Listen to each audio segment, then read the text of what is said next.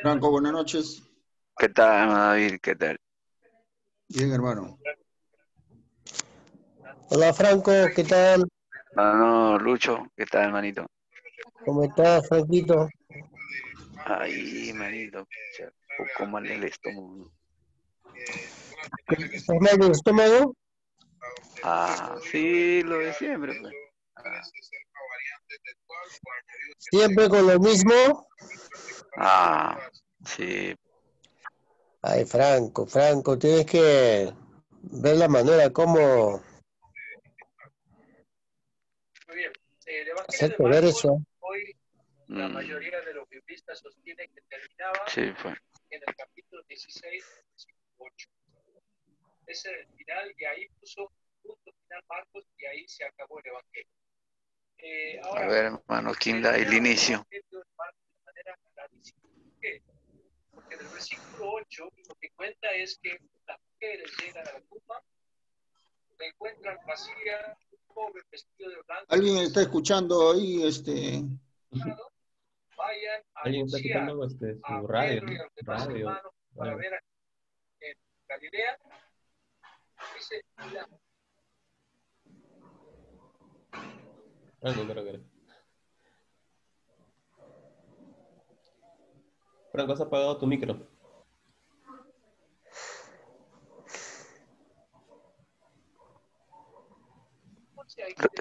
¿Podemos empezar ya?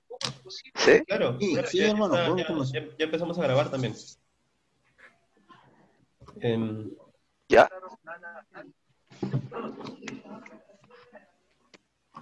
Ya, Franco, podemos empezar.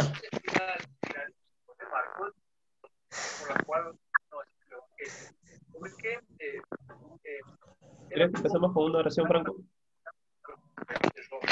Sí. Ya voy a orar, pues, ¿ya? Vamos a orar, hermanos. Gracias, bendito Dios, por este momento que nos regalas, Padre. Gracias. Permítenos entender tu palabra, bendito Dios, que nosotros podamos ver qué es lo que tú nos quieres decir, Padre, a través de la palabra de Dios. Padre Santo, porque tú has sido bueno y nos has guardado todo este tiempo, Padre. Te doy gracias por cada uno de mis hermanos que están aquí presentes y por aquellos que van a empezar también, bendito Dios. Ayúdanos siempre a llegar a un sincero conocimiento de tu palabra, para que nosotros podamos siempre seguir la enseñanza de tu amado Hijo Jesucristo, bendito Dios. Gracias por deleitarnos pues con tu presencia, y gracias por cada una de estas personas, bendito Dios. Gracias te damos en el nombre de tu Hijo Jesucristo. Amén. Amén.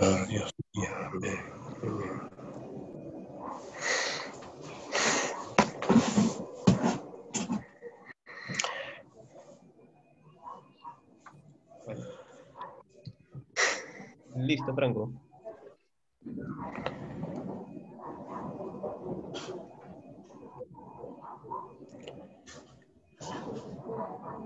A ver, hermanos, participemos con lo que han leído. El capítulo 4.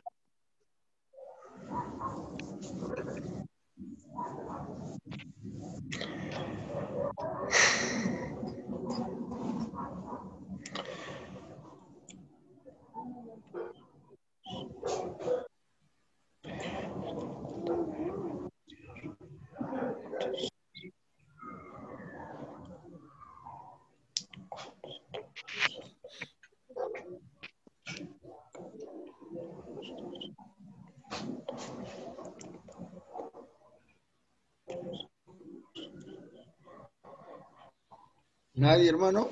Nadie se estudió, creo, esta semana. Bueno, para entrar, yo voy planteando, ¿no? En la parte primera del capítulo es interesante notar de la responsabilidad de cómo se siembra la palabra, ¿no? Muchas veces creemos de que nosotros no solamente debemos sembrar, sino también cosechar, y eso no es así, ¿no? Mucho tiene que ver la receptividad de de las personas para que la palabra surte efecto.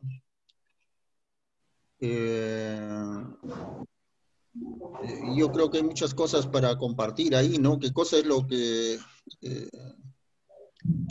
se debe compartir? ¿Qué cosa es lo que debemos sembrar, en otras palabras, tomando lo que dice la parábola, ¿no? Hay tantas preguntas que podemos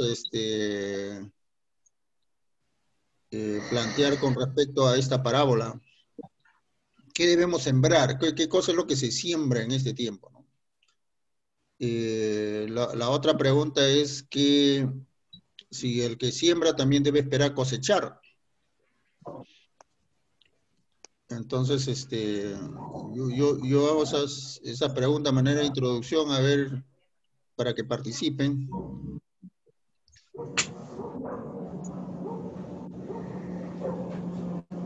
Podríamos iniciarlo leyendo también toda la parábola, para que todos puedan escucharlo, ¿no?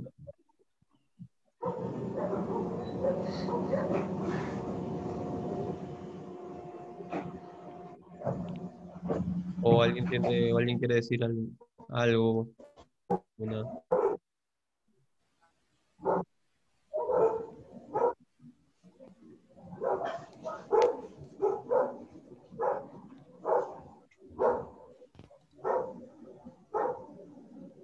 ¿Ricardo está conectado? Sí, está conectado. Sí. A ver, Ricardo. Ilumínanos, Richie.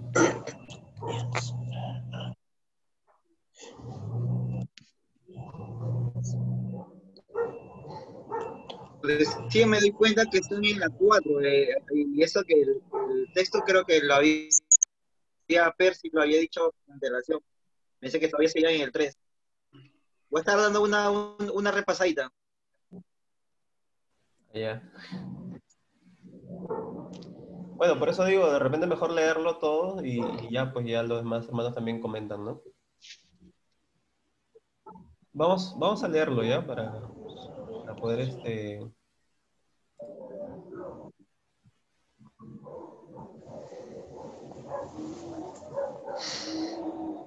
ya dice Mateo capítulo 4 dice: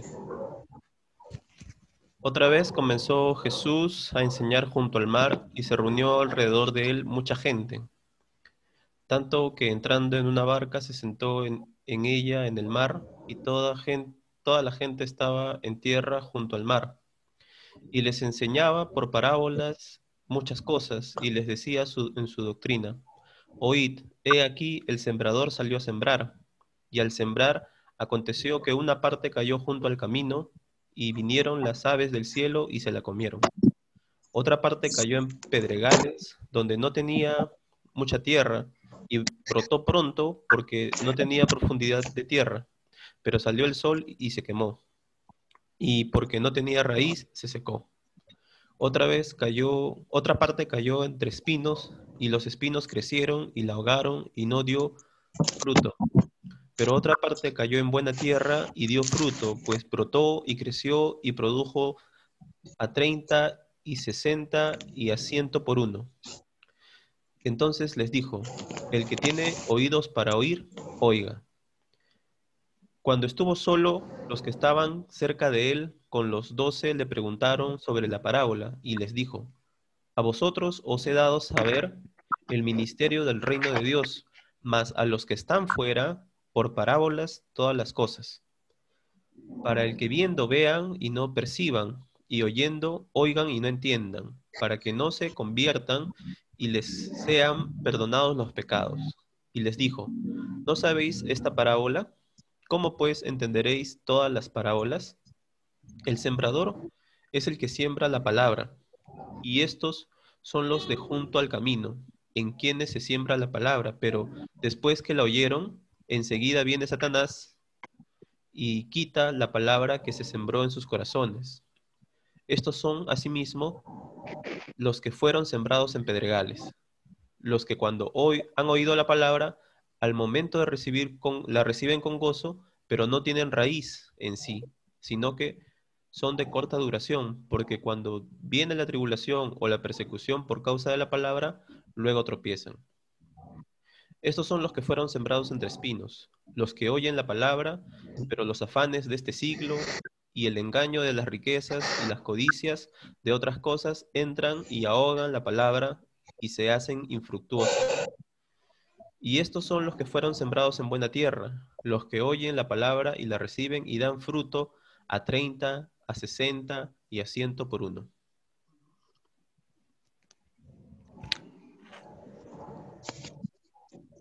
Bueno, eso es lo que dice la palabra de Dios. Bueno, en este caso la palabra lo menciona, ¿no? Lo que se siembra es la palabra de Dios, ¿no? En los corazones de las personas, ¿no? Y está dando ejemplo, pues, de personas que, de acuerdo a cómo lo reciben, es cómo reaccionan, ¿no? Como decía el hermano David, ¿no? A veces mucho no depende del que da la palabra, sino de quién lo recepciona, ¿no? Entonces, de acuerdo a cómo tú recepcionas la palabra de Dios, cómo tú vas dándole pues el soporte, la seriedad del caso, es que tú vas creciendo en las cosas de Dios, ¿no? Pero en cambio, si de repente te dejas agobiar por las cosas de este mundo, no vas a ser como esa semilla pues que cae en la buena tierra, sino en los otros casos que presenta pues Jesús, ¿no? Desde mi punto de vista creo que así eran los demás hermanos.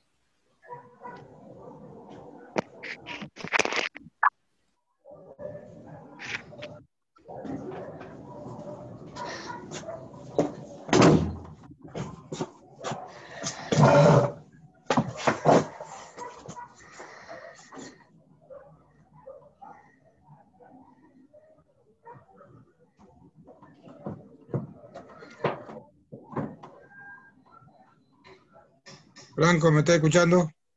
¿Qué tal, hermano Víctor? ¿Cómo está? ¿Qué tal? Buenas noches. A ver, un pequeño repaso que he hecho del capítulo 4. Primero, ustedes lo saben, ya lo han leído anterior, seguro.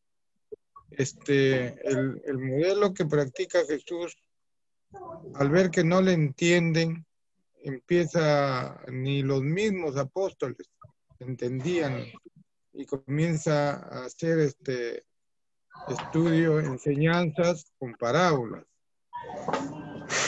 Por esa razón presenta la parábola del sembrador, ¿no? Y al presentarle la forma, como dice que los pajaritos en el camino se comen lo que cae en la tierra, lo que cae en el camino, lo que cae con los espinos, y la buena tierra del que escucha bien la palabra. Incluso los apóstoles, al ver que les enseña así, ellos mismos le preguntan, y él les reprocha que ustedes no saben, ustedes andan conmigo, les he hablado del reino y hasta ahora no entienden, ¿no? Les reprocha, les dice eso, de que no entienden. A ellos mismos todavía tenían que enseñarles cómo serían los que no sabían, que no entendían nada. Ese es el problema de Jesús, ¿no? Que a todos no les podía enseñar. Y resumiendo, ¿no? Da el ejemplo, pues, de que la palabra es para aquellos, ¿no? De acuerdo a la historia, ¿no? La que cae en el que escucha, viene Satanás y le quita lo que quiere sembrar, no lo deja. El otro es cuando cae en la piedra, ¿no? Se siembra y el sol lo quema, ¿no? Porque está encima. Después el otro es se llena de espigas, el trigo se llena de espigas. y tampoco da fruto, ¿no? En cambio, el último punto es que es el que le cae la palabra bien, ¿no? Y produce en 50, en 30, hasta 100 semillas. Eso es lo que le alcanzaba a entender, ¿no? Hay un poco más, pero es amplio, es un poquito complicado. Eso no es lo que les puedo dar.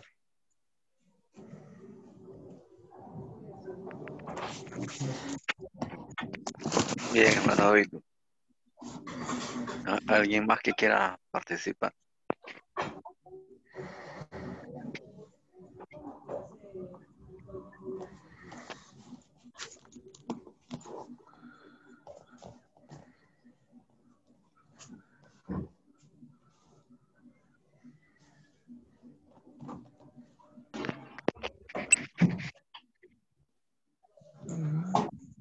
Franco.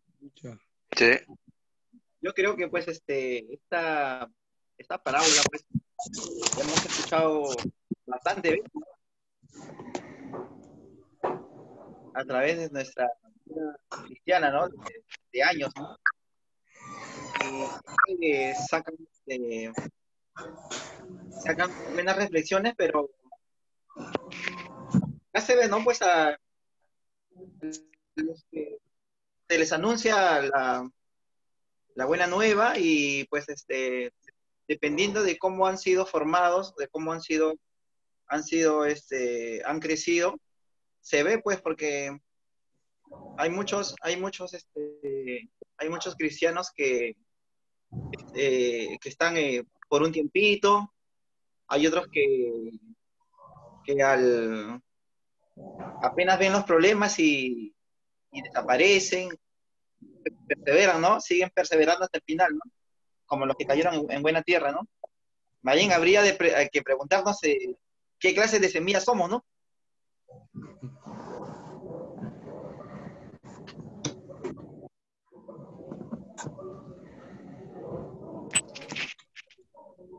Ya, Richie.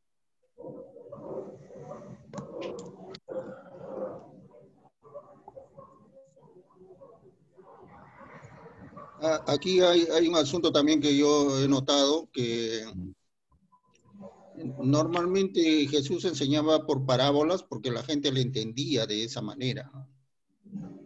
Las parábolas ilustraban lo que Jesús quería transmitir. En esta circunstancia, ni aún los discípulos entendieron la parábola. Y el asunto está en qué es lo que se debe sembrar. Eso es lo que la gente no le entendía porque no sintonizaban con lo que Jesús quería decirle, ¿no? Decir la palabra de Dios es muy amplio, ¿no? Lo que Jesús está planteando ahí, su mensaje era el reino de Dios. Y eso era lo que a la gente le desconcertaba, ¿no? Normalmente en esta es una de las pocas parábolas en las cuales las personas no le entienden y fue necesario que Jesús se los hiciera entender, ¿no?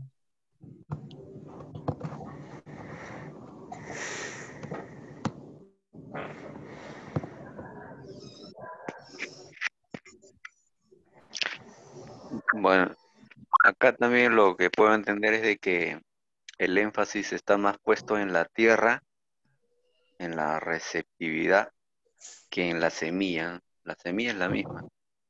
La semilla es la palabra, pero la tierra son los corazones que están dispuestos a recibir, pero hay diferentes actitudes de cómo uno recibe, ¿no? Entonces, ahí están los 4 ejemplos de cómo uno va recibiendo la palabra. Y uno tendría que preguntarse en cuál de ellas yo me encuentro, qué clase de tierra soy, ¿no? Si estoy están con espinos, con las piedras, el camino, como soy buena tierra, ¿verdad? Y bueno, sí, pues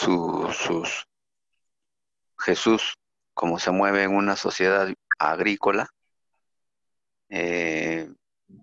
toma ejemplo, pues, de lo que ve, de lo que Jesús conoce el campo y todo ello, ¿no? Y le presenta, para ellos no les es ajeno lo que cuando una semilla cae en la calle o en el camino, o cuando cae en piedras, ¿no? Sí, yo creo que Jesús él mismo da la explicación ahí también, ¿no? En las parábolas. Y queda claro eso, ¿verdad?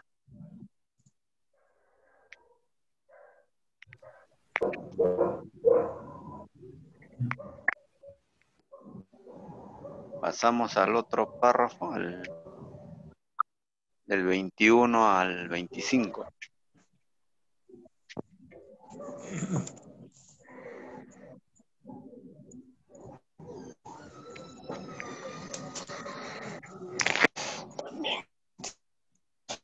Le damos una lectura rápida para poder dar opiniones. Ajá. Dice, también les dijo, ¿acaso se trae la luz para ponerla debajo del almud o debajo de la cama? ¿No es para ponerla en el candelero? Porque no hay nada oculto que no haya de ser manifestado ni escondido, que no haya de salir a la luz, a luz. Si alguno tiene oídos para oír, oiga. Les dijo también, mirad lo que oís, porque con la medida con que medís, os será medido, y aún se os añadirá a vosotros lo que oís, los que oís. Porque al que tiene se le dará, y al que no tiene aún lo que tiene se le quitará.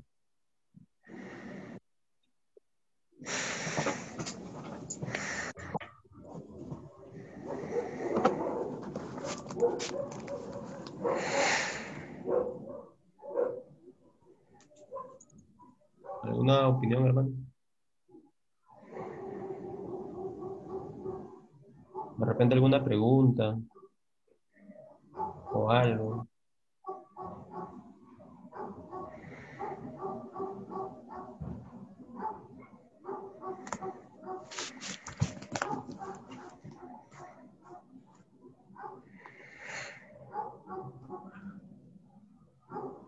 ¿Acaso se trae la luz para ponerla debajo del árbol? No es para ponerla en un candelero.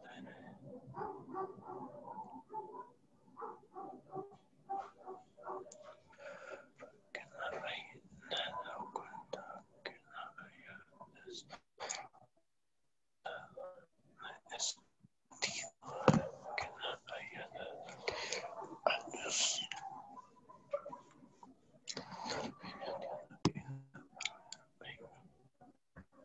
Testigo también, mira lo que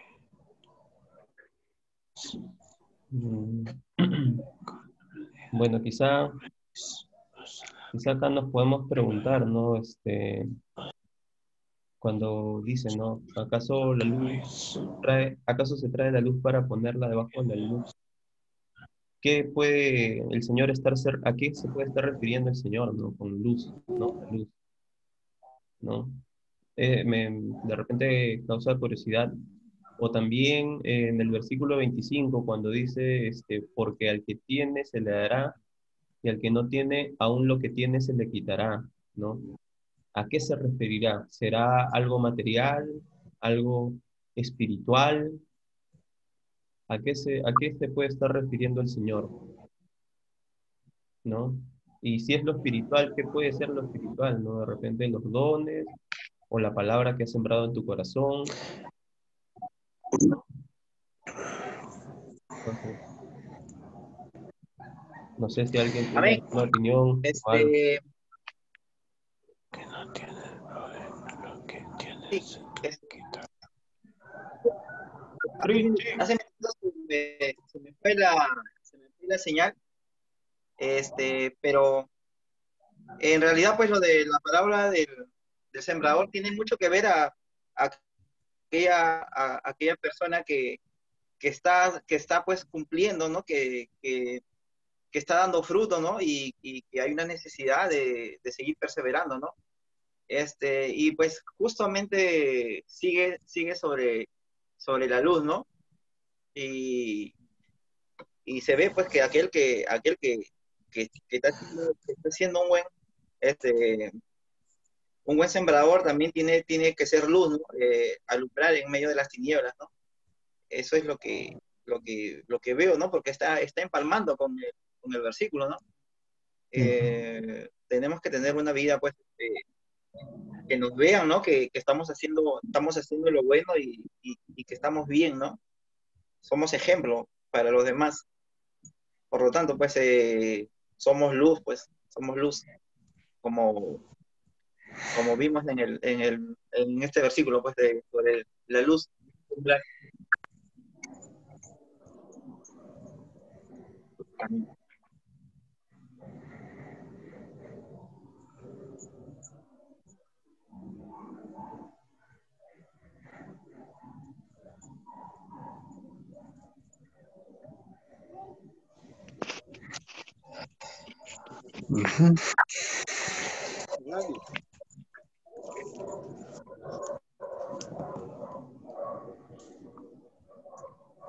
Está relacionado con el testimonio, entonces.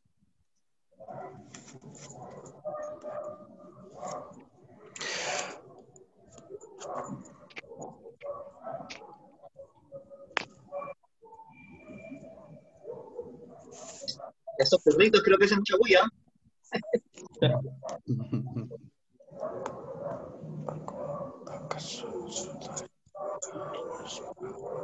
No les gusta de comer.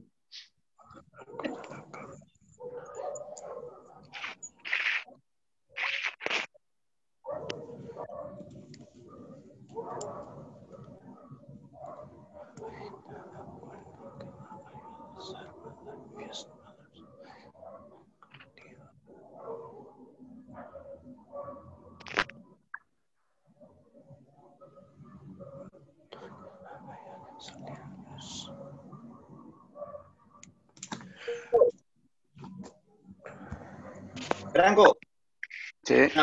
También tiene que ver,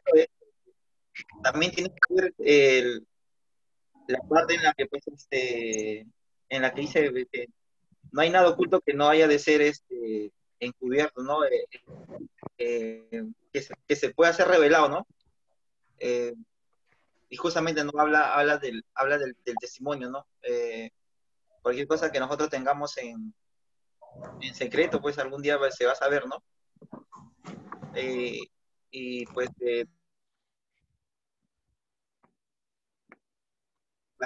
ese versículo, ¿no? De que todo ha de salir a la luz, pues.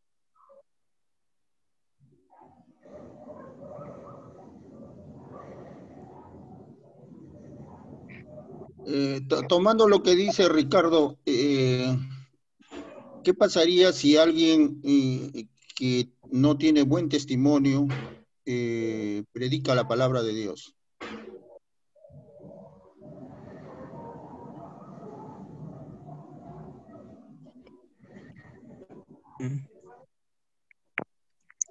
Enseña mal.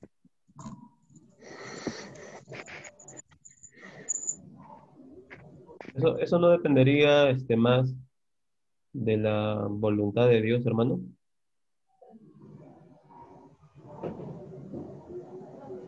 En este tiempo se levantan muchas personas y hablan según su conveniencia. Hoy día estuve viendo en el Face un pasaje que creo que lo ha pasado Samuel González. Era referido al diezmo. Había una predicadora de esas extremistas, ¿no? Que dicen que el diezmo es bíblico, que no diezma trae condenación y así al extremismo, y que si el que no diezma comete pecado y se va a la condenación, así lo afirmaba, ¿no? Y había otro pastor o predicador que lo estaba analizando y él decía que no era así, ¿no? O sea, se iba al otro extremo. Entonces, en este mar de confusiones, ¿cuál es la verdad, no? Como ustedes pueden apreciar, estamos viviendo una época de mucha confusión, ¿no? Cualquiera se levanta y comienza a hablar y dice, no, dice acá la Biblia dice, y se olvidan que una persona con un poco de criterio nomás se da cuenta, pues, de que las cosas no son así, ¿no? Las cosas son mucho más sencillas, entenderlo no es tan complicado, ¿no? En el caso de los diezmos, por ejemplo, sabemos, la misma Biblia dice, habla de varios principios, ¿no? De que al buey que tría no le debes poner bozal, ¿no? Si el buey trabaja, tienes que alimentarlo, porque si le quitas el alimento, ¿cómo va a tener fuerza para trabajar, ¿no? Después dice, hay varios pasajes en el cual nos habla de la responsabilidad que tenemos nosotros de cuidar de aquel que se dedica a la palabra de Dios. O sea, no necesitamos de entrar a discutir pues si el diezmo es de la ley o no es de la ley, se entiende si bien. se debe guardar o no se debe guardar, ¿no? El asunto es un asunto de responsabilidad de cada uno de nosotros. Oiga, yo me afilio a un club y al club tengo que cotizar para el club que se mantenga. Igual, yo estoy en una iglesia y una iglesia tiene muchas necesidades. El siervo de Dios necesita guardarse y una de las formas de hacerlo es a través del diezmo. Entonces, ese asunto de ponernos a discutir si es bíblico o no es bíblico, si está en la ley, no es de la ley, eso está por... no es importante. Lo importante es la responsabilidad. La Biblia nos habla de la responsabilidad que nosotros debemos tener con respecto a la obra en la cual nosotros asumimos.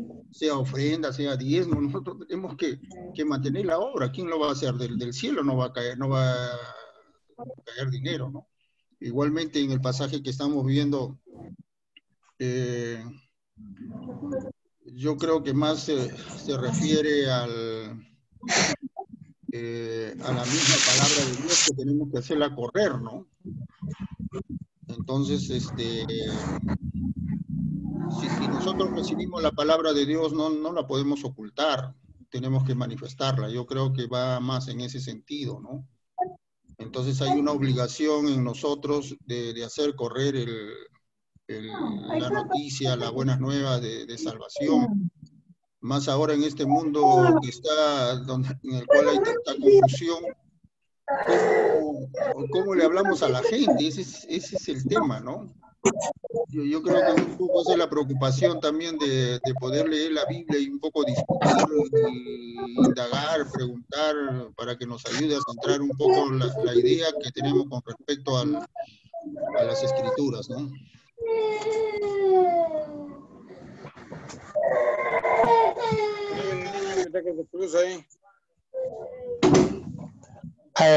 Hermano, ¿me escuchan?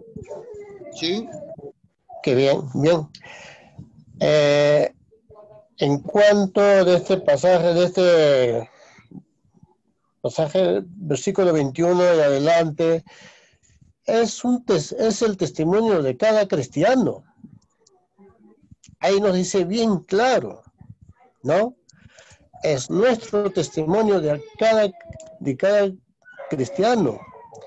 Porque aquí nos dice bien claro, nosotros como cristianos somos una luz que no podemos ocultar ni esconderla, ¿no? Que en nosotros no tiene que haber nada oculto. Y si nosotros no hacemos, somos, ¿cómo se llama? Abiertos en este caso, vamos a esconder todas las cosas. Entonces, ¿dónde está nuestro testimonio? ¿No? Ese es el testimonio de cada persona y cada creyente. Sabemos cómo se llama el estatuto, ¿no? ¿Ya? Los mandamientos de Dios. Y nosotros tenemos que cumplir con todo. Con todos los mandamientos. Eso es lo que yo entiendo en que del versículo 21 al versículo 25. En muchas veces nosotros quizás fallamos, ¿no? Estamos fallando quizás en algo, en cuanto, como dice el hermano Franco, en cuanto a los diezmos, en cuanto a la responsabilidad en la iglesia, nosotros como cristianos tenemos que cumplir, ¿no? Porque algunas veces a mí me han preguntado también a otras personas por qué se diezma, ¿es obligatorio o no es obligatorio diezmar? ¿No? Y esa pregunta también me hicieron. Y hay muchos también que, por ejemplo, en cuanto a los diezmos, en cuanto a las ofrendas, también estamos fallando. Nosotros hay muchos que fallan, no cumplen como debe ser, ¿no? Como decir, por ejemplo, yo soy un cristiano, ya puedo dar lo que yo tenga o que me sobra, ¿no? Pero no es así.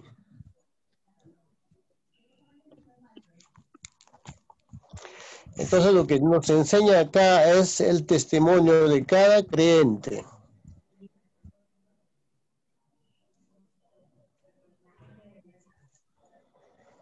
Eso es todo, Franco. No sé qué me dice usted. Bien, hermano Lucho, bien. Yo quisiera preguntar, insistir un poco en mi pregunta. ¿Qué pasaría, pues, si el testimonio no es bueno y sí es un buen predicador? Predica la palabra de Dios, pero no tiene buen testimonio. ¿Qué está mal ahí?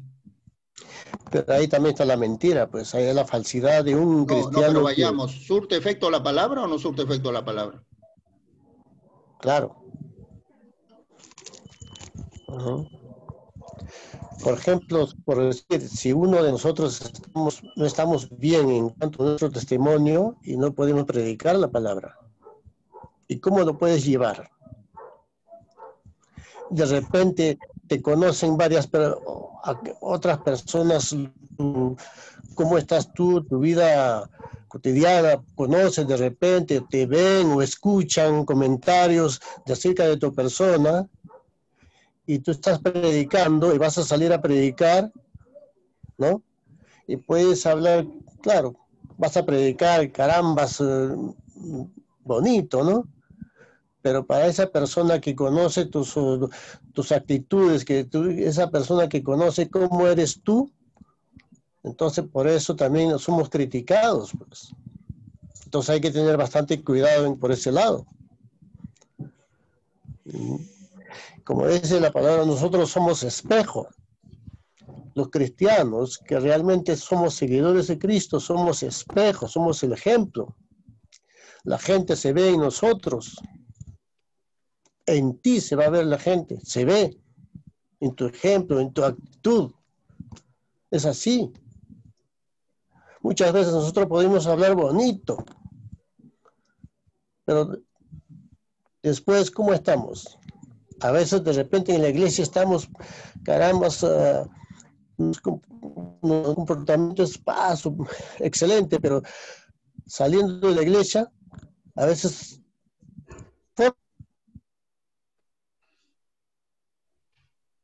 entonces en todo eso hay que tener bastante cuidado.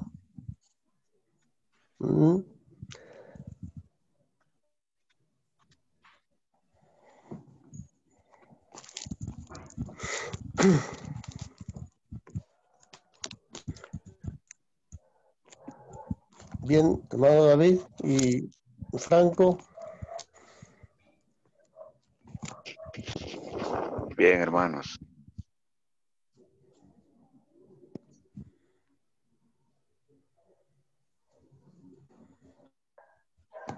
Eso del tema de los diezmos, sí, pues es bastante delicado y hay muchos pues que en las redes sociales lo toman se parcializan, pero de un lado extremo. Pero uno tiene que partir, hermano, no con un espíritu de mezquindad, porque hay muchos que hablan por las redes sociales en cuanto al diezmo, pero habrá que preguntarle, ellos qué hacen o cuál es su colaboración, cómo es su participación en la economía de su iglesia. Si él no cree en el diezmo, ¿cómo es? Y está visto, hermano, de que esa gente mucho que publican en contra del diezmo, son gente que no hace nada en su iglesia, hermano. Así hay que decirlo así, claro, hermano. Son gente que no colabora en nada con su iglesia. Parten de un espíritu mezquino, ¿verdad? Entonces, es verdad, en el Antiguo Testamento muchos se hablan, no, pero que eso pertenecía al Antiguo Testamento. Sí, pues el diezmo pertenece al Antiguo Testamento, sí. En el Nuevo Testamento, el principio se sigue, pero donde se dice, no pondrás gozar al buey que trilla, porque el obrero es digno de su salario. Eso te está diciendo, o sea, si has prosperado, ya, no crees en el diezmo, pero da lo que sientes en tu corazón, pero da algo, da, ¿no? O sea, no está diciendo, ya, pues ya, no dime nada, ya, ¿sabes qué? Hasta el desentendido en tu iglesia y listo, y no pasa nada. No es así, hermano, no es así. Siempre, hermano, uno tiene que ser desinteresado, uno tiene que ser abierto, uno tiene que estar siempre, hermanos, ser consciente con las necesidades de la iglesia, ¿no? Claro. Nosotros como evangélicos que somos no tenemos los privilegios o el privilegio que de repente puede tener la religión oficial, donde están exentos de muchas cosas. Nosotros no. Nosotros mismos todos tenemos que corrernos por nosotros mismos, ¿verdad? Entonces, no podemos partir de un espíritu mezquino. Cada uno como propuso en su corazón, dice, ¿no? Con un corazón alegre, no con tristeza, ¿verdad? Entonces, nosotros debemos partir de ese principio, hermanos. Si nosotros partimos de ese principio, pues uno va a estar en paz, ¿no? Claro. Pero mucha gente que hoy en día publica por las redes sociales, hermano, criticando al diezmo, tal vez sí, tal vez lo hacen con los que también están aprovechándose, ¿no? Y manipulan las escrituras. Yo no puedo agarrar las escrituras y amenazar a la gente, hermanos, a que diezme, jamás. Amenazarlos o ponerlos contra la pared, que decirle que Dios, no se puede hacer eso. Pero sí, hermanos, como cristianos que somos, apelamos al Nuevo Testamento y le decimos cada uno de como propuso en su corazón. Entonces, hermano, pero siempre debe estar uno partir, hermanos, viendo la necesidad de la iglesia. Porque uno es fácil, ¿no? Uno va a la iglesia y espera palabra. Quiero pasto fresco, no quiero palabra de Dios. A ver, ¿qué me van a predicar? A ver, ¿con qué me van a sorprender? Y piensa que el que predica o el que enseña, que vive del aire, ¿no? Entonces, y no es así. Entonces hay iglesias, o sea, acá hay que mantener el equilibrio. Hay algunos que se aprovechan de su iglesia para trasquilarla de una manera desmesurada y hay iglesias que son inconscientes, insensibles a la necesidad ministerial, ¿no? O sea, también, o sea, se van a ese extremo también, de no darle nada a su pastor, a su ministro, y encima piden que les traiga buenas enseñanzas, que el pastor esté bien preparado, que su ministro esté bien preparado y que esté acorde con las enseñanzas y las ciencias bíblicas y todo, ¿no? Entonces no debe ser así, ¿no? No debe ser así.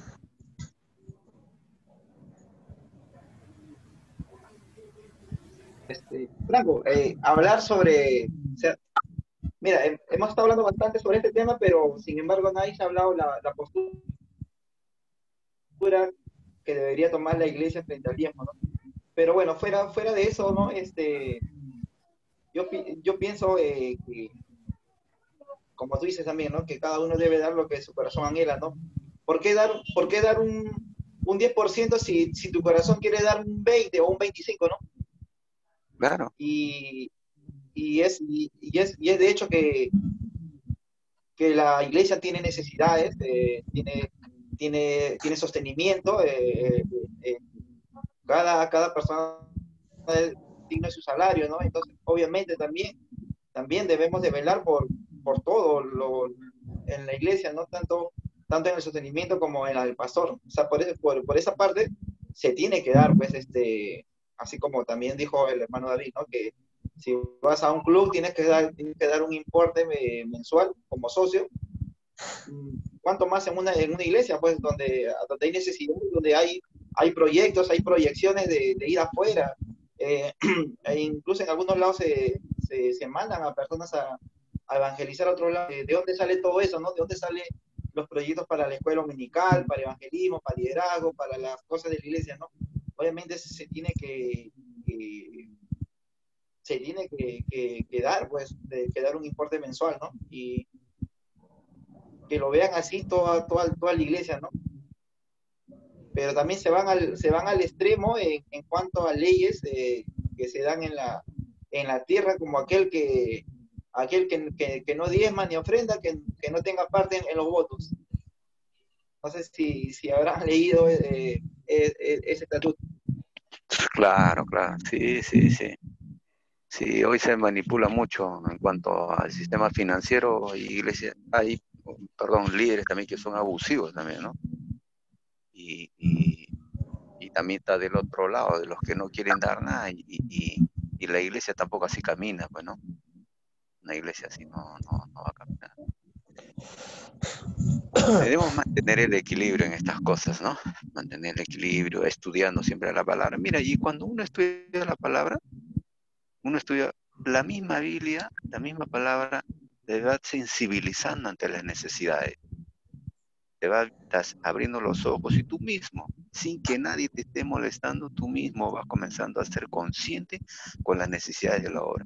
Como dice en el libro de los Hechos, había una iglesia o una comunidad que vio la necesidad de los que estaban pasando necesidad en Jerusalén y separaron ofrendas para ellos. Es que es así, cuando uno es guiado por el Espíritu de Dios, no hay necesidad de que se estén ahí hincando o trayendo pastores para que estén hincando en cuanto a ese tema, no, solo comienzas tú a ver la necesidad y de una manera voluntaria comienzan a hacer, ¿no? Pero hay, pues, ¿no? Hay eso donde hay iglesias que se han vuelto insensibles, no quieren dar nada, son ajenos, como que si el agua, la luz y todo lo que, el mantenimiento de la iglesia, bueno, eso es del aire, o no sé, o Dios proveerá, o no sé, ¿no? Y creen que el pastor no tiene necesidad, ¿no? O tanto así que el pastor a las finales, hay pastores que donde la iglesia no pueden sostenerlo y el pastor comienza a trabajar, pues, ¿no? Mira, en una iglesia que es naciente, una iglesia que es nueva, el pastor trabaja. Y es una iglesia naciente, no puede mantenerlo todavía económicamente su pastor. Pero una iglesia que tiene años, no se puede esperar eso. Una iglesia que tiene años tiene que sostener dignamente a su ministro, a su pastor. Y el pastor debe estar bien dispuesto a enseñar de una manera así, con paz, tranquilo, poder ver la necesidad de la obra, ¿no? Pero existe esas realidades, ¿no? Donde la iglesia se desentienden de su ministro, ¿verdad? Entonces, debemos siempre mantener el equilibrio, hermanos, en estos temas. Y comenzar a mirar con pinzas, comenzar a ver las cosas muy delicadamente en lo que se publica mucho por las redes sociales, porque no sabemos con qué intenciones muchos de esos vienen, ¿no?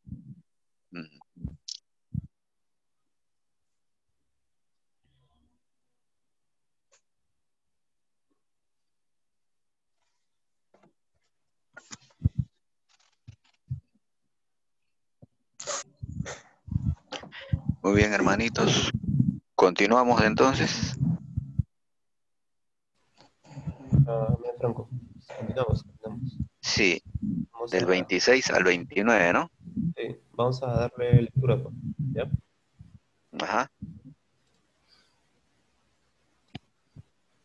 Dice, parábola del crecimiento de la semilla. Decía además, así es el reino de Dios, como cuando un hombre echa semilla en la tierra, y duerme y se levanta, y de noche y de día, y la semilla brota y crece sin que él sepa cómo, porque de suyo lleva fruto la tierra, primero hierba, luego espiga, y después grano lleno en la espiga. Y cuando el fruto está maduro, enseguida se mete la hoz, porque la siega ha llegado. Bien. Bueno, yo quisiera decir en cuanto a este párrafo que acabamos de leer, donde dice, así es el reino de Dios como cuando un hombre echa semilla en la tierra y duerme y se levanta de noche y de día, y la semilla brota y crece sin que él sepa cómo. Mira, hermano, esto es verdad, No sé si esto le ha pasado, que usted, cuando ha compartido la palabra de Dios, nosotros todos somos llamados a compartir la palabra de Dios, y resulta que te has encontrado con una persona cuando te ha dicho, oye, tú una vez me hablaste esto, tal vez tú ni te acuerdes. ¿Así cuándo? No sé. Pero mira, ahora mira, yo entiendo las cosas de Dios. Y a mí me ha pasado, por ejemplo, una vez me encontré con un joven en el carro y me dice, Franco, cuando tú me enseñaste esto, él vivía en Villa Salvador. Y yo la verdad no me acordaba, pero él me dice, ahora estoy congregando, sí, ya soy padre de familia, tengo mi hijito, me dice, ¿no? Entonces yo digo, mira, ve, la palabra de Dios es así, nosotros solamente somos llamados a anunciarla, a enseñarla, y mientras tú estás durmiendo, mientras tú estás descansando, mientras tú estás en otras cosas, que es normal, la semilla va germinando sin que nos demos cuenta, ¿verdad? En otra parte va a decir, así mi palabra que sale de mi boca, que no volverá a mí vacía. Es algo similar. Nosotros, por eso no nos cansemos de hablar a alguien, enseñar la palabra, que el cambio, que no cambia, eso que no nos quite la paciencia. Porque la semilla, una vez que cae, es como el sembrador que echa, dice la semilla, echa, y él luego se va a dormir, pero no sabe cómo va brotando, cómo va germinando, cómo eso va naciendo, ¿verdad? Él se va, pero la semilla comienza a tener efecto, comienza a tener un cambio. Y así es la palabra de Dios. No sabemos el tiempo, cuando comienza a uno a ver todo ello, pero solamente nosotros somos llamados a anunciarla, y la palabra que ha llegado en esos corazones va a comenzar a germinar. Y es gratificante a veces ver eso, ¿verdad? ¿No?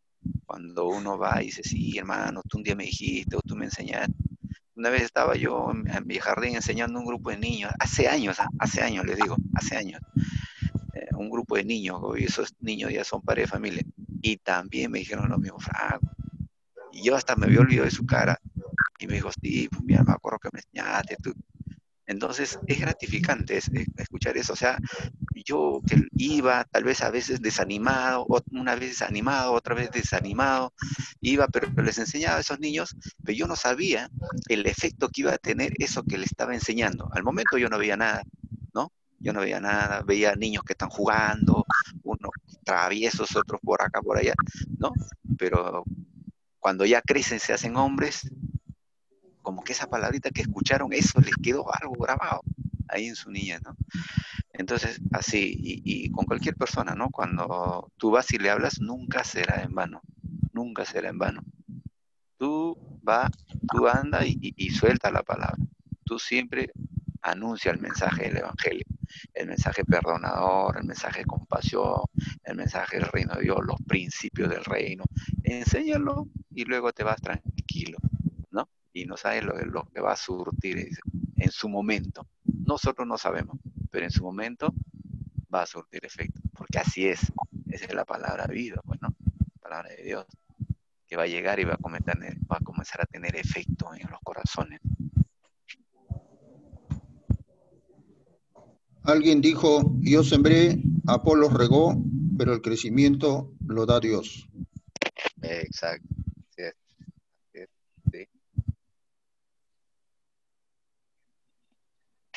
Sí. Sí, pues, es verdad, ¿no? Uno, por ejemplo, puede haberle hablado a una persona y de repente esta persona se quedó ahí con eso, ¿no? Con esa inquietud, pero tal vez otros hermanos, en otra iglesia tal vez, ya le comenzaron a complementar, ¿no? Lo comenzaron a fortalecer en su fe, y así es, ¿no? Entonces cada uno va, pero lo importante es que no nos quedemos callados, sino que siempre hablemos. Tal vez no esperemos el cambio ya, inmediato, los resultados, ¿no? Solamente nosotros diremos la semilla, ¿no? Y luego dejémoslo ahí, el crecimiento lo da el Señor, ¿no? El crecimiento lo da en su momento también, ¿no?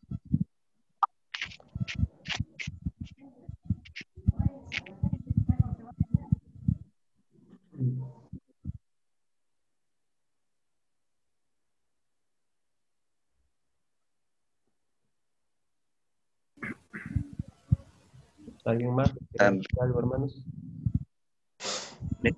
Miren, el 28 dice, porque de suyo lleva fruto la tierra, primero hierba, luego espiga, después grano, lleno en la espiga. ¿Se dan cuenta que es un cambio progresivo? O sea, no se estanca, sino que va creciendo paulatinamente.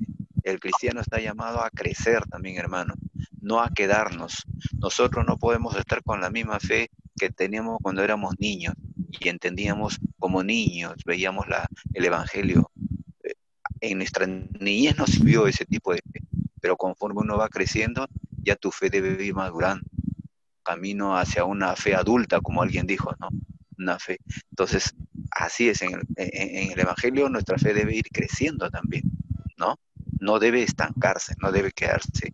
Y tampoco nadie puede decir, bueno, ya lo sé todo y ya no necesito aprender nada de nadie. No, sino que, mira, dice, porque de suyo lleva fruto la tierra, primero hierba, luego espiga, después grano lleno en la espiga, ¿no? O sea, un cristiano también llega un momento en que él está siendo formado, está siendo adoctrinado, ¿verdad? Pero llega un momento en que él ya comienza a dar fruto. Y así tiene que ser en nuestra vida cristiana también, hermanos. Tenemos que comenzar a dar fruto, ¿no? Pablo dijo, hasta que todos lleguemos a un varón perfecto, a la medida de la estatura de la plenitud de Cristo. También dijo, mas yo mismo no pretendo haberlo alcanzado, ¿no? Sino que se esforzaba por cada día en alcanzar, ¿no?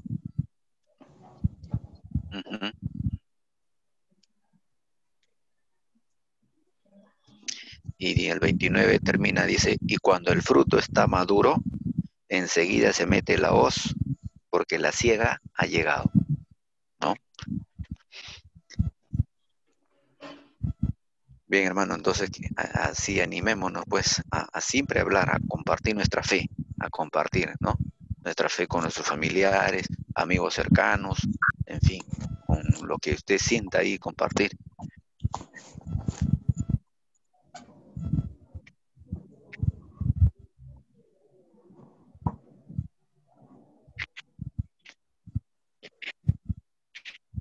Bien, ¿alguien que quiera decir algo o pasamos al siguiente párrafo?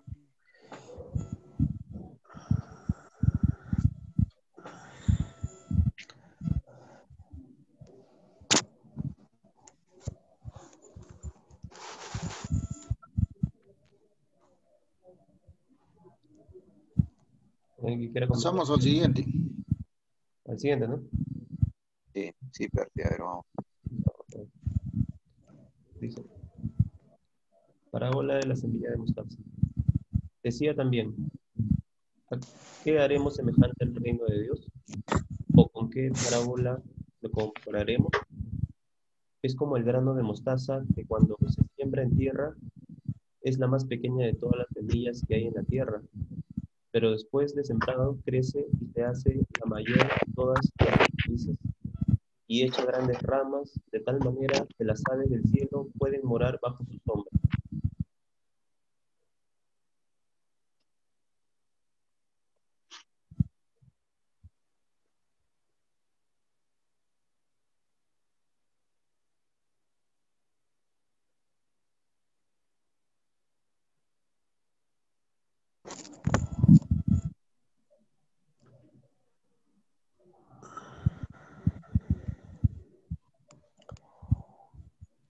entendemos, a ver, de esta parte, hermanitos?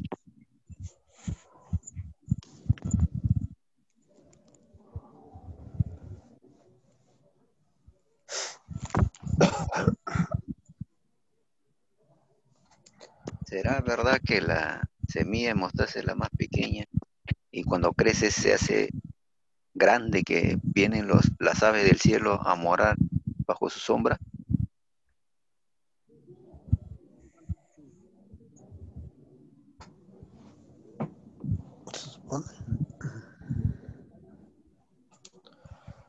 Pero todo, parece que todo en esta parte el Señor lo está relacionando mucho con la agricultura, ¿no?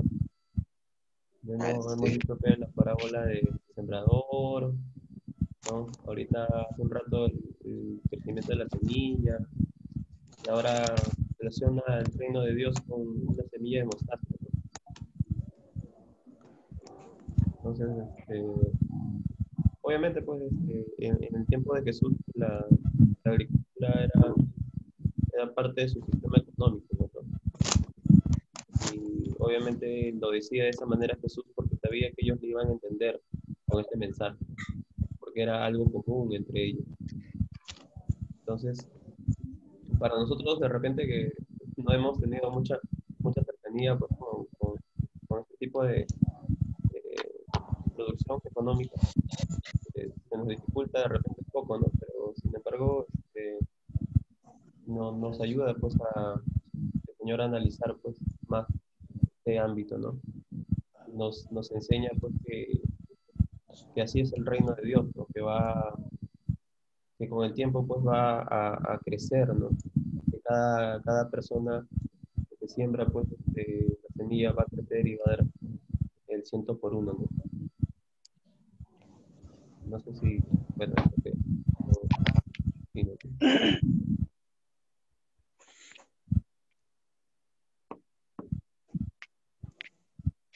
Aquí, en esta parte, es verdad que la semilla de mostaza no se hace un gran árbol donde vienen las aves del cielo a morar, como si fuera pues un eucalipto o algo así, ¿no?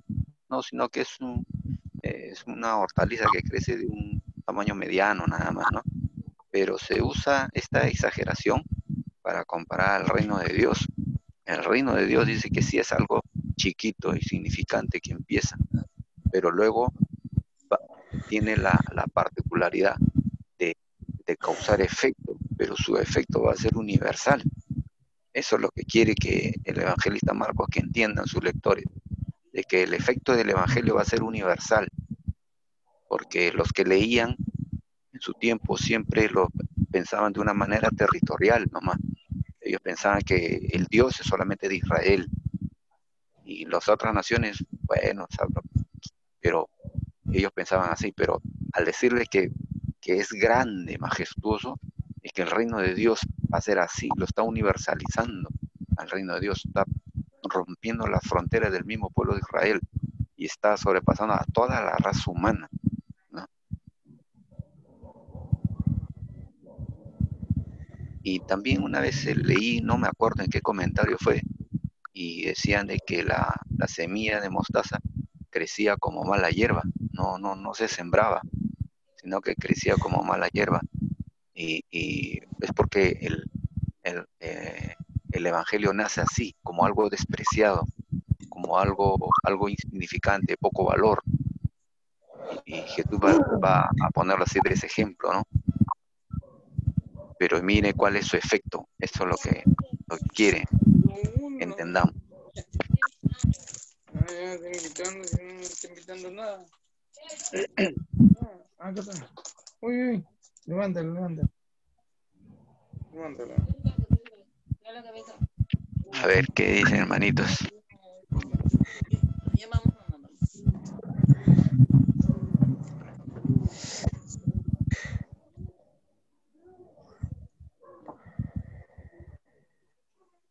Yo también comparto eso, ¿no?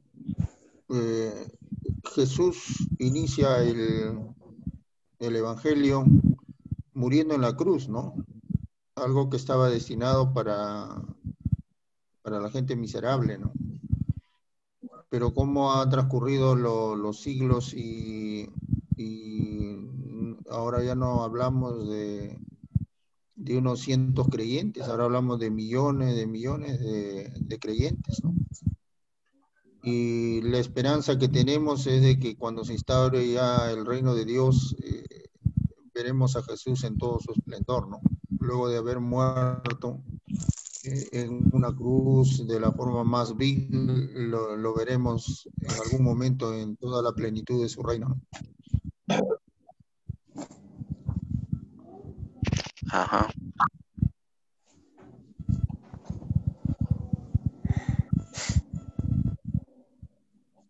Sí, pues, cuando dice las aves del cielo pueden morar bajo su sombra, es un lenguaje que habla de la plenitud, ¿no? De esa plenitud. Morar bajo la sombra de alguien es porque tú estás morando bajo la sombra de alguien que te protege, de alguien que está en la cúspide, ¿no? A la cual tú puedes refugiarte. Entonces habla de una plenitud. Y es verdad, pues, ¿no? Es un día, esa es la esperanza que tenemos todos, que un día el reino se va a hacer visible, el reino de Dios, ¿no? Un reino concreto donde Jesús comience a mandar. Pero por el momento nos ha mandado a cada uno de nosotros a ejercitar a eso, a actuar ya, ¿no? Como si el reino estuviera ya. O sea, comenzar a actuar, a vivir el reino, ¿no? Es verdad que bien, el reino de Dios tiene lucha con el reino de la maldad, ¿no? Es verdad, ¿no? Pero va a llegar un momento en cuando eso se acabe, ¿no? Y se imponga el reino de Dios. Por eso el libro de Apocalipsis es un llamado a la esperanza de que el bien un día va a triunfar. El bien va a triunfar un día y el mal va a ser castigado. El mal se le va a poner un límite, ¿no?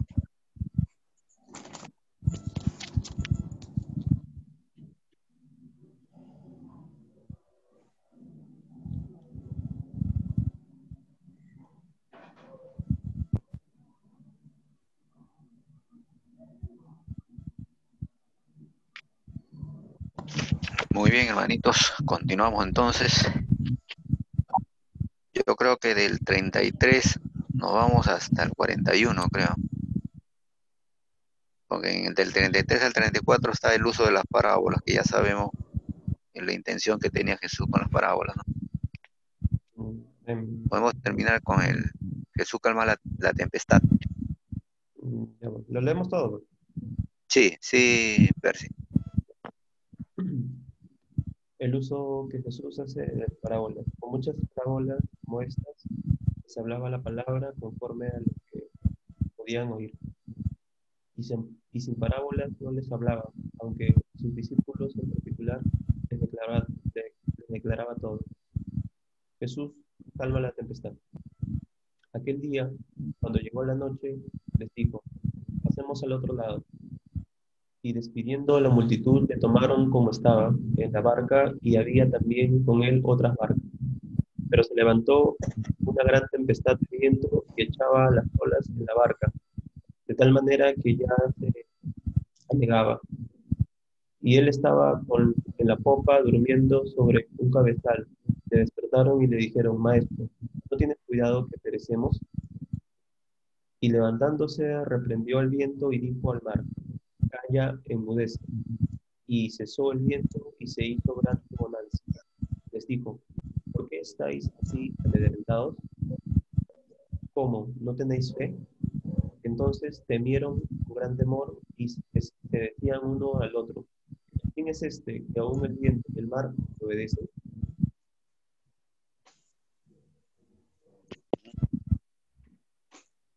Bien.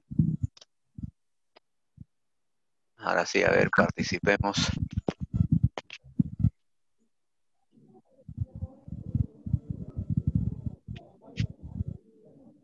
Yo le voy a compartir algo que leí de Eduardo Arens, el biblista, el sacerdote biblista, ¿no? Él al referirse a este pasaje, dice que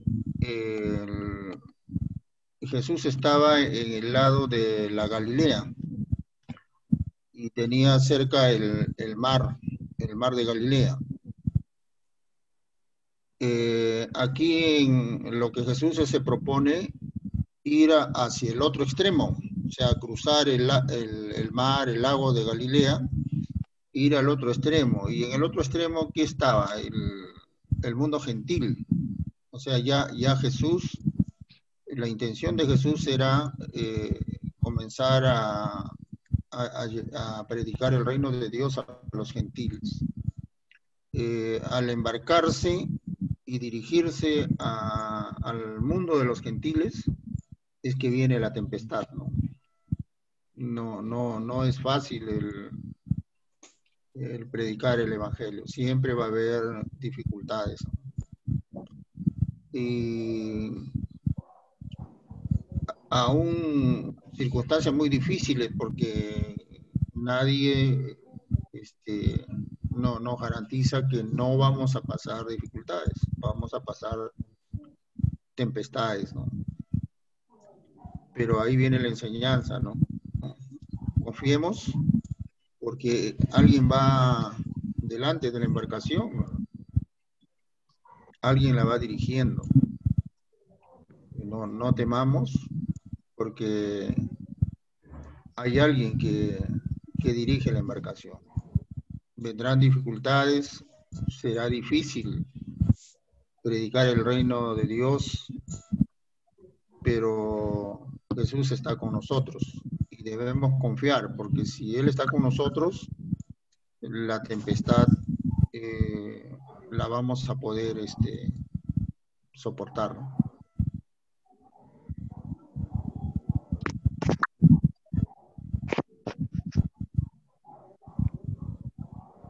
Ahora, y Marcos también cuando escribe,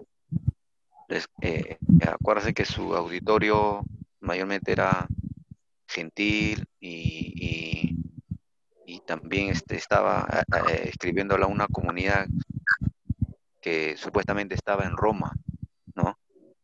Y estaban sufriendo persecución. En ese contexto se escribe Marcos, ¿no? Entonces, al poner ahí, al resaltar de que Jesús está durmiendo, esa era la inquietud que sentían los cristianos en ese entonces. Decían, la policía viene, de nuestras casas nos sacan, arrastras, nos llevan al sacrificio. Y Jesús, ¿cuándo va a venir? ¿Dónde está? ¿Por qué no viene? ¿No? Y el Evangelio le responde como que Jesús está durmiendo, pero Jesús tiene el control, ¿verdad? Entonces, no se preocupen, o sea, Jesús sí está durmiendo, pero ¿dónde está su fe de ustedes? ¿No? Y si se dan cuenta ustedes, el evangelista Marcos lo presenta a un Jesús, el más sufriente, más que Mateo, más que Lucas todavía. ¿Por qué? Porque Marcos le está escribiendo a una comunidad perseguida, muy masacrada, y le está diciendo, miren, que Dios a Jesús no le ayudó en los momentos difíciles. ¿Ustedes quieren que Jesús venga a ayudarles ahorita? Aguántense, resistan y vivan su camino de fe, como lo vivió el maestro. Eso es lo que le está diciendo, ¿no? Y con esta narración de ahí de la tempestad, donde parece que un Jesús que no dice nada, que parece que se quedó mudo, quieto y no hace nada, parece, pero no, Él va a tomar el control. Y miren, y se dirige al mar como que le dice calla y enmudece. O sea, como si fuera una persona, ¿no? Como si fuera una persona. Entonces, ¿por qué? Porque el mal es así, el sistema es así, opresor. Entonces le dice calla y enmudece. Entonces, en este relato, el énfasis está puesto en de que Jesús pareciera que estuviera quieto, pareciera que estuviera dormido, pero no lo está. No se preocupen que Él toma el rumbo del bote.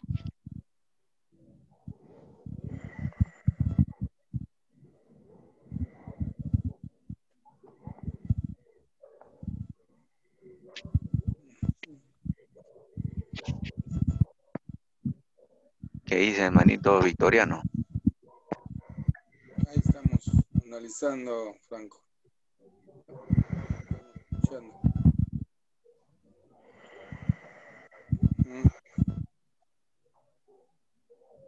¿Cuántas veces en nuestra vida pasamos, verdad? El día y pareciera que Jesús no dice nada, ¿no? Y pareciera que hay una ausencia de Dios. ¿Y dónde está Dios? ¿Dónde está Jesús? Pareciera que no hay nada, o sea, horas y pareciera que no pasara nada. Pareciera que estuvieras abandonado, como estos que están en la lanchita y están en medio de la tormenta. Este es un llamado a que no perdamos la fe, ¿no? A que no perdamos la fe. Ahora, siempre también a la iglesia se lea en el arte pictórico, siempre lo han relacionado con una lancha, con una balsa, a la iglesia cristiana. Y la tormenta también, la iglesia en toda su historia ha pasado por momentos tormentosos. Y que no decir, después de la Reforma, cuando vino la Reforma de Martín Lutero y todo ello, luego se levantó, hermano, en ese tiempo el racionalismo, que golpeó muy fuerte a la iglesia. Todos pensaban, ya no algunos le auguraban poco tiempo a la iglesia, al cristianismo sobre todo, ¿no? Cuando se levantó en esa época del siglo XVIII el enciclopedismo, el racionalismo, se ensalzó el estudio, las ciencias y todo ello, ¿no? Se comenzó a estudiar la Biblia de una manera crítica y todos dijeron, bueno, al cristianismo ya le ponemos tal fecha y ahí fenece. Mira, ¿no? La iglesia en su historia ha sido zarandeada, la iglesia.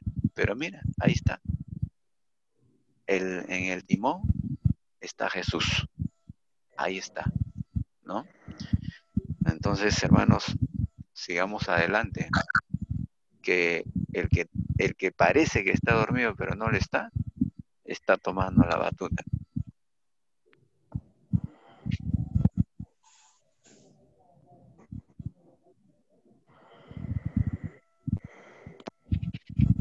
En las universidades, cuando se enseña abiertamente el ateísmo, las ideologías de moda como el marxismo, qué sé yo, el existencialismo, y parece, ¿no? Que que a nuestros jóvenes y todo ello.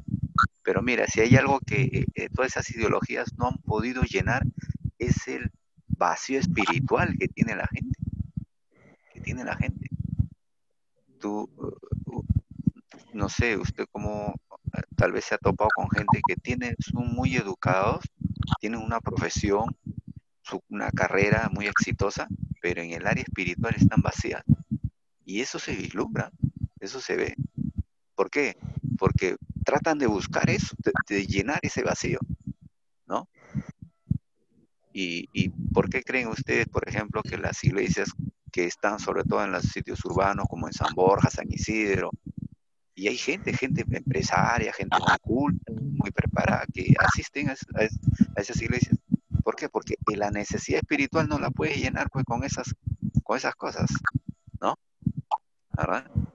Entonces, eso es, hermanos, la semillita insignificante del Evangelio, ¿no?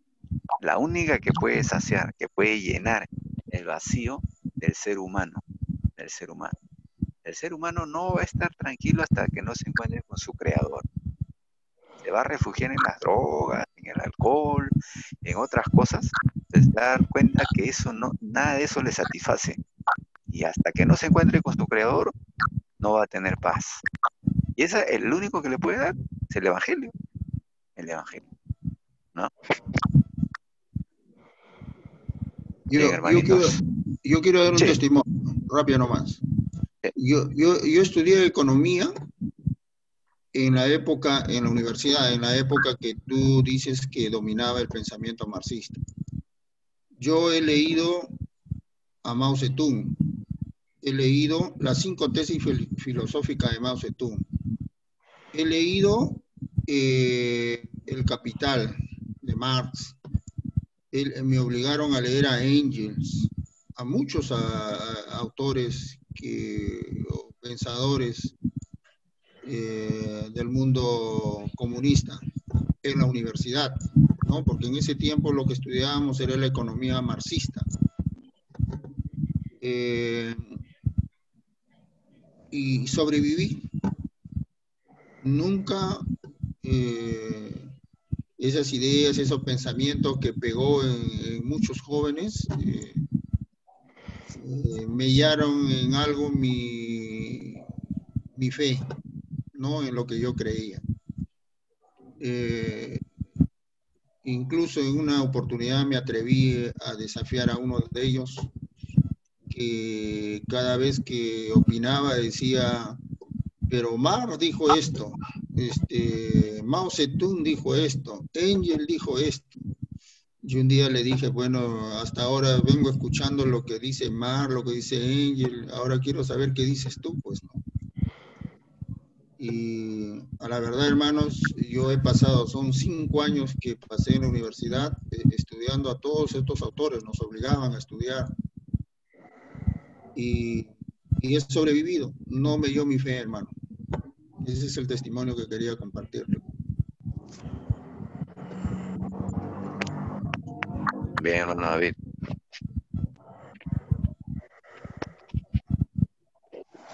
Una vez también escuché de que en la China comunista, sí, esta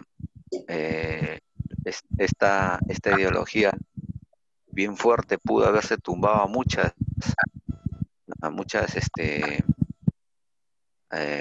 sobre todo los que se le oponían a esta ideología, pero con la que se encontró bien fuerte fue con ellos decían en la ideología cristiana, ¿no? O sea, a eso, por más que la han querido tapar y todo ello, no han podido, y muchos de ellos se preguntan, ¿no? ¿Y quién a ellos les mueve? O sea, ¿a ellos quién les mueve a mantener esa resistencia? ¿Quién les da? ¿Quién les promueve eso? Muchos de ellos se preguntan, ¿no? O sea, ¿qué cosa pasa con ellos? O sea, ¿por qué de esa manera así se paran firmes? ¿Quién les paga? ¿Qué cosa pasó con ellos? ¿No? Muchos de ellos se preguntan, pero ¿cómo el evangelio, cuando llega a una persona, cuando llega al corazón, la semilla germina en esa persona, a esta persona no la tumban así fácilmente, ¿no? Vienen ideologías y un montón de cosas contrarias, pero no la mueven, ¿verdad? Y ese es el evangelio, ¿no? La semilla del evangelio. Así que, hermano, sigamos pues alimentándonos de la palabra del Señor. Animémonos siempre a seguir alimentándonos. Recuerden lo que dijo Jesús: no solo de pan vivir el hombre, ¿no? Sino de toda palabra que sale de la boca de Dios. Así que alimentemos nuestro espíritu, hermano, con la palabra del Señor, para así estar firmes. Y compartamos también. No podemos compartir lo que no tenemos. Acuérdense siempre de eso. No vamos a poder compartir lo que no tenemos. Vamos a compartir cuando estemos llenos de la palabra del Señor, ¿no? El segundo paso siempre va a ir una inquietud en ti de poder compartir a alguien de lo que has estudiado, de lo que has investigado en la palabra de Dios, y vas a comenzar a compartirlo. Y lo que Dios está comenzando a tratar con tu vida, eso también. No te vas a quedar callado y lo vas a hablar. Vas a empezar por tu familia, de ahí tus amistades, familiares cercanos, y nunca nos quedaremos callados. Bien, hermanitos, entonces el próximo miércoles estudiaremos el capítulo 5. Amén. Amén. Bien, hermanito Víctor. Amén. Ya. Bien, hermano Luchito. Bendiciones, cuídense. Ya. Hermano David, bendiciones. Bendiciones también. Entró también el hermano Luis Puma también. Hermano Luis Puma. Bendiciones, hermanito Luis Puma. Bueno, buenas noches a todos, hermano.